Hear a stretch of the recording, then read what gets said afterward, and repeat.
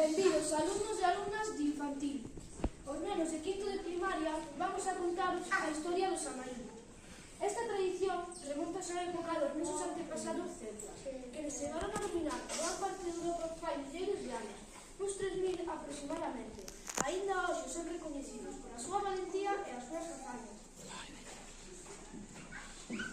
A noite do 31 de outubro reuníanse para celebrar o fin da colleita e do verano, o que para eles daba paso a un novo ano cero. Ese cambio de estación era o que eles chaman Samaín, que literalmente significa final do verano.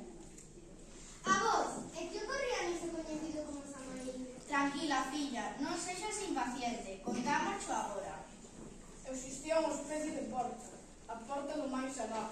Esta abríase polo que as almas querían regresar para visitar as súas familias. Para poder guiar os espíritus por a oscuridade, facían faroles con ramos de carbón, o que tamén servía para espantar os males espíritus.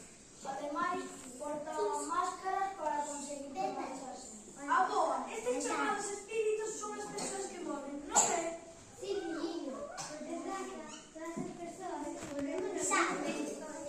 Aqueles poucos realizaban diversos ritos, como por exemplo recoller froitos para preparar cozna. Como xa sabes, ao igual que se fai dos Reis Magos, tamén se deixaba comida e auga para ese día que fixera o percorrido longo.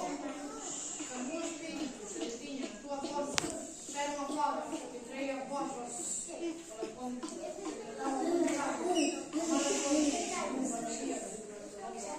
Ai, avó, isto que me estás a contar non me medo, seguro que non foi ben.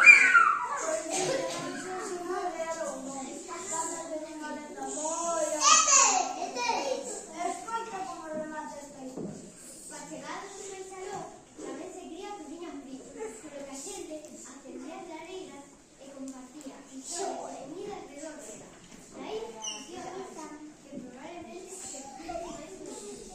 A súa orixe está en Samaín, en a que este nome. Rapaces, sabíades isto? Pódese dicir que os nosos antepasados inventaron o Samaín. Nesa noite tamén aparecía esa famosa procesión chamada Santa Compaña. Nela, un grupo de defuntos vestidos de branco paseaban polas rúas. A Santa Compaña non estaba guiada por un difunto, senón por un vivo que anunciaba a morte da primeira persoa conhecida.